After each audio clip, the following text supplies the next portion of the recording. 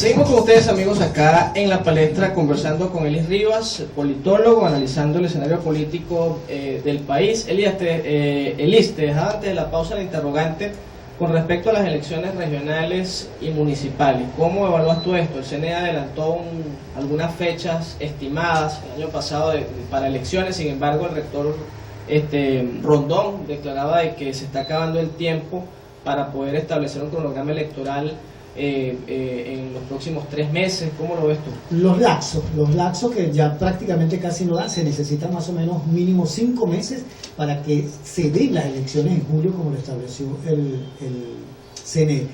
Reitero lo que te dije antes de irnos a la pausa. Como no hay una verdadera autonomía de poder, es decir, el Estado de Derecho está prácticamente roto, está requebrajado.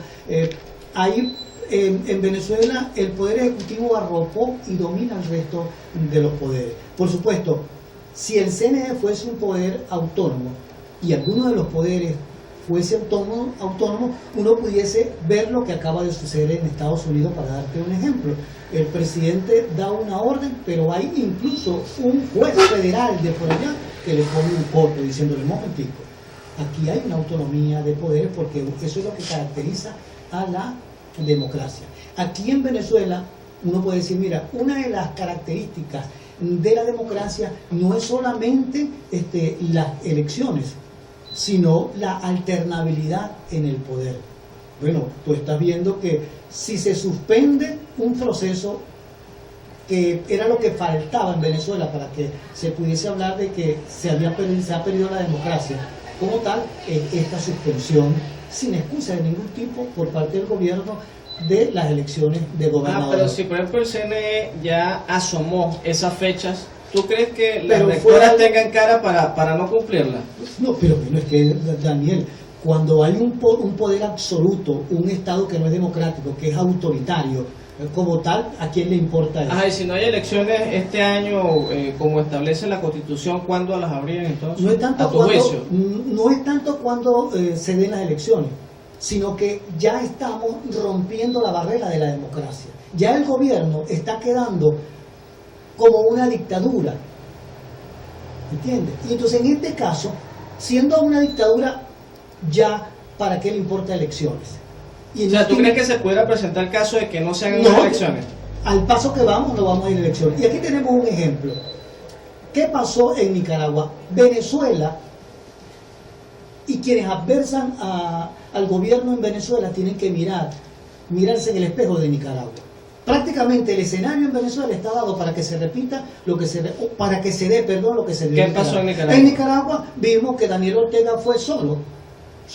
Él era el único candidato porque se llevó por encima a la oposición, metió preso a los líderes políticos. Léase el espejo de Venezuela. Eliminó a los partidos fundamentales. Véase que para ese camino vamos. Aquí te está diciendo que prácticamente van a quedar 2 o 3 partidos pequeñitos sobreviviendo, y con eso ahí no hay una plataforma suficiente para que si se van a unas elecciones el gobierno pierda. Entonces estamos viendo que el escenario si es que se llega a las elecciones, se está preparando para que el presidente se perpetúe, o por lo menos el partido de gobierno se perpetúe, si es que permite que Maduro vaya a la reelección. Ante ese escenario, ¿qué alternativas tiene la población?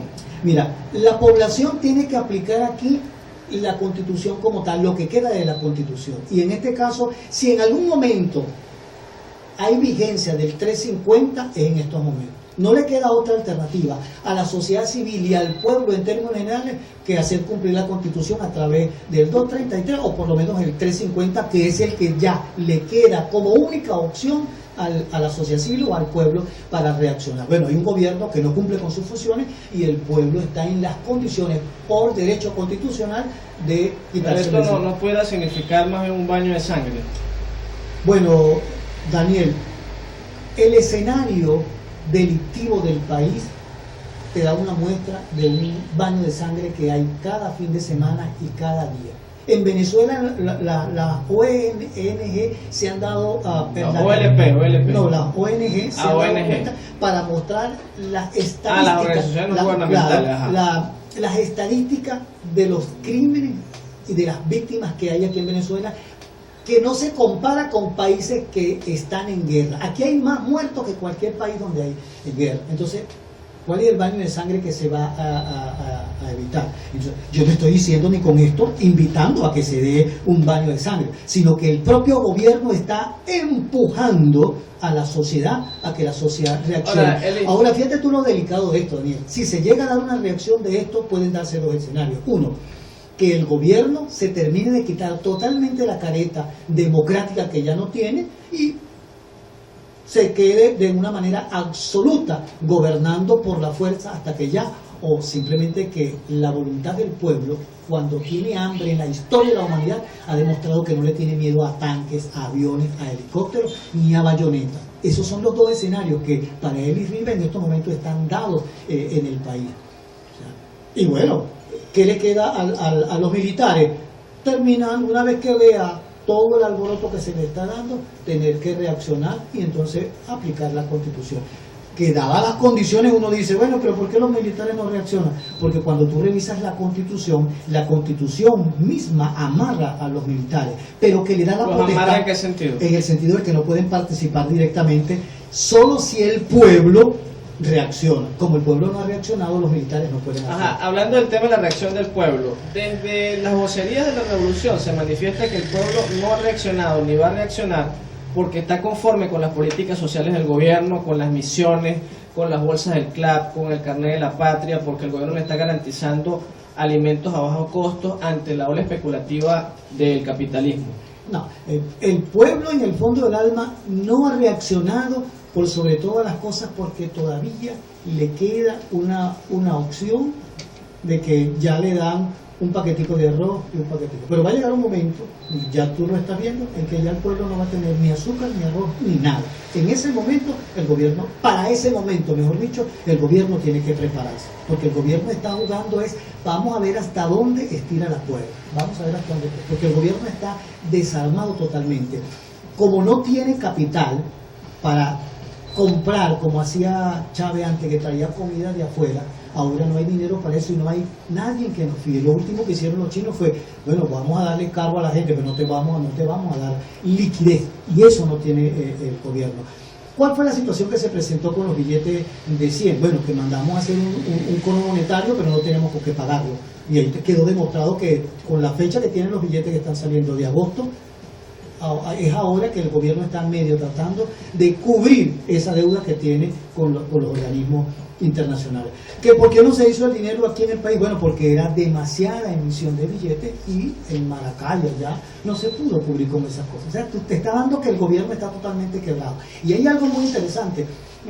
El gobierno dice que la oposición es un saco de gato y que están totalmente divididos. Pero ayer pudimos ver una entrevista en Globovisión donde Barreto, el que fue alcalde mayor, junto con todo aquel equipo, Torres, Nick Evan, bueno, el mismo Ramírez, todo este montón de gente, Navarro, personas que fueron emblemáticas, ministros del gobierno, están en contra del gobierno. Quiere decir que el gobierno también está totalmente dividido y por eso la reacción de esta cúpula. Hay algo muy interesante, es que cuando un presidente se desprende, como lo hizo Maduro, son 23, 24 funciones que tiene el presidente, por decirte algo, y le da 15 a su vicepresidente. O sea, ¿qué señal te está dando aquí? No, ¿me estoy preparando para qué? ¿Para irme o me estoy preparando que cualquier situación asuma la plenitud de todos los poderes? Eso también hay que observarlo. Eso hay que darle una lectura. Tú me puedes decir, bueno, pero que Chávez hizo más o menos eso. ¿Pero en qué condiciones lo hizo Chávez? ¿O es que aquí se están preparando para una condición sobrevenida? En este caso, ¿qué es la lectura que podemos darle a esto, Daniel? Se lo dejamos para los radioescuchas para que reflexionen en torno a eso. Muchas gracias entonces al politólogo Elis Rivas por habernos acompañado acá en el espacio. Gracias amigos por haber estado pendientes. Laboramos para todos ustedes en la dirección técnica Gustavo Colina, en la producción la licenciada York Queraque y en la moderación del espacio quien les habló, Daniel España. El tiempo